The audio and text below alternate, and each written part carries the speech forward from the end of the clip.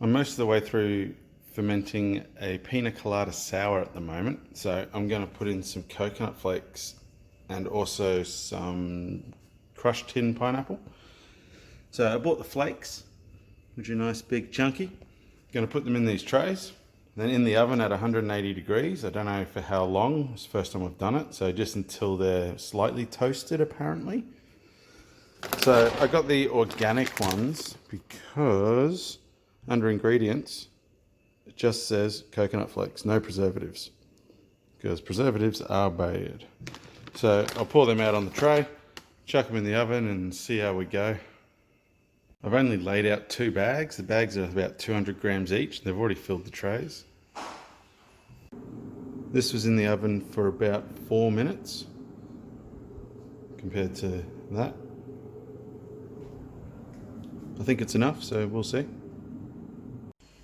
This is my sour I've got going. So I just used the Lalaman. Use this yeast, which is, you don't have to do anything special. It just produces lactic acid at the same time. So it's kind of like an easy way into sours. So I've got all my toasted coconut in here. I've got some pineapple chunks. So Pina Colada, coconut, pineapple. I'm going to dump all that in and let it go for a few more days. I made an absolute mess. Pineapple in the drawer on the floor. I got juice everywhere, coconut everywhere. That's what it looks like at the moment. Would have been nice if it was completely submerged, but you get that.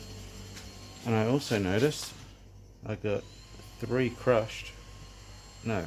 crushed, 3 chunks. So I think the crushed is a bit better, it's just a little bit finer. So hopefully I don't get an infection from doing something silly, and we'll go from there. So it's time to cold crash. I've hooked up my CO2 so I can start carbonating. As you can see, as soon as I applied pressure, everything started dropping. So that's going to make it a lot easier to transfer and hopefully get a bit more contact in the next couple of days. It's now kegging day and it's starting to look a bit clearer. Most of the stuff has dropped, as you can see, and I'm hoping that sort of compacts as I transfer so I can get a fair bit of liquid, because at the moment that's going to be about 11 litres of liquid, which, you know, I want more. So I'll start the transfer, see what happens. As you can see from the condensation, I'm almost halfway, but I think I'm going to run into trouble with my float. There you go.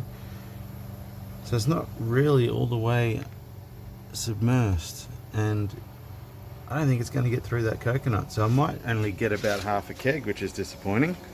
So I'm going to have to keep that in mind for next time. At the end of the transfer, as you can see, I'm starting to get some air bubbles, because all I got left is coconut, and well, you don't really need a float now, you need a sink, so whatevs. That is what's left. I ended up getting about 14 litres, which, if you can see the condensation line, which I've lost, but going off my numbers here, got down to about 9, started at 23. In my head, that's 14. So, tasty time.